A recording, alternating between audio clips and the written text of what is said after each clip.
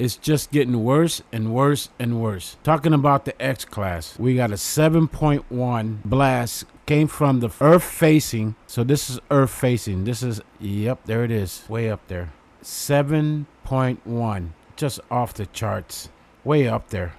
Today, the thing happening in Israel and over there in the Middle East, and now this reminder. Now we wait. Confirmation awaits. Fresh data from the SOHO, and today we have a solar eclipse. Solar eclipse by Argentina. See, with all the stuff that's been happening down there, and it'll go this way. So we have a solar eclipse today. So South America, basically.